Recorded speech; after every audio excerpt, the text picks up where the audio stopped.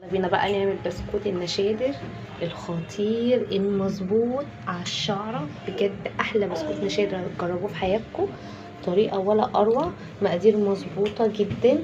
بصوا البسكوته من جوه عامله ازاي، حلوه جدا جدا، مقرمشه من بره ودايبه من جوه.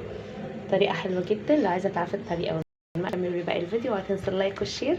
كل سنه وانتم طيبين.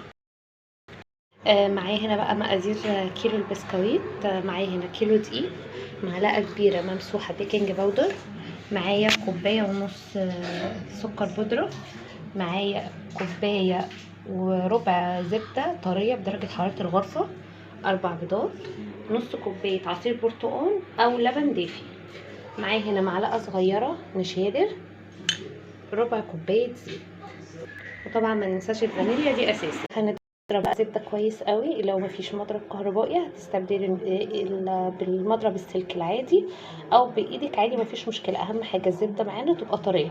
لو انت عايزه تستخدمي سمنه هنا مكان الزبده هتحطي سمنه، بس هتبقى خارجه من التلاجة ما تكونش سايحه. هضربها كده شويه.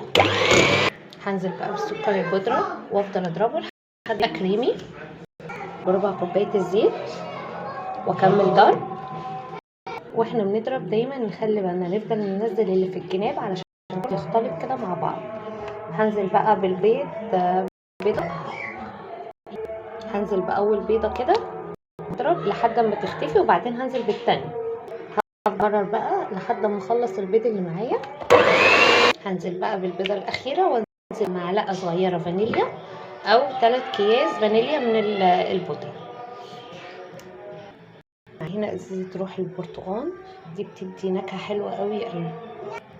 لو عندك روح الموز برضو ممكن تحطي روح الموز.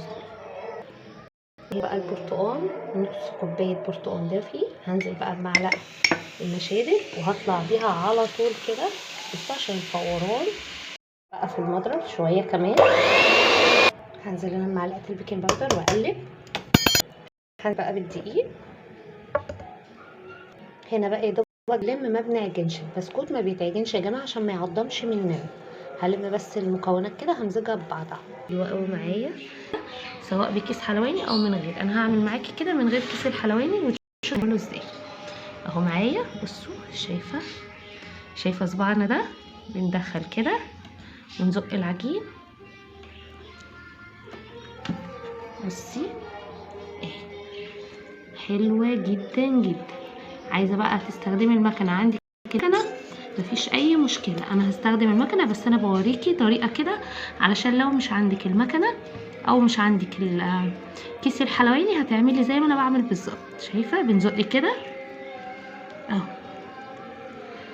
العجينه ما شاء الله سلسه معايا جدا. هستخدم المكنه. انا هستخدم الوش دوت. شايفين الشكل ده بتاع البسكوت؟ انت استخدمي الشكل اللي تحبيه. انا هركبه هنا كده واشتغل بيه. بصي هنبدأ بقى نمشي المكنة. هنقطع على قد ال4 صوابع كده بالظبط، واحط في الصاج ممسوح مسحة خفيفة زيت. خلصت تشكيل. هحطه في فرن سابق التسخين الرف الاوسط درجة حرارة 180. هياخد من 10 ل 12 دقيقة. اللون ده من تحت وفوق. هو ده اللون المناسب جدا جدا، حلو قوي قوي. هسيبه يبرد بقى واشيله من الصاج. خلصنا احلى بسكوت نشادر تحفه، وريحته كانت قلب حاجه كده رهيب بجد، حاجه روعه روعه روعه. بصوا افتحها معاكم. بصوا البسكوته مقرمشه من بره ومن جوه دايبه جدا. جربوا الطريقه ان شاء الله هتعجبكم، واحلى لايك وشير. السلام عليكم ورحمه الله وبركاته.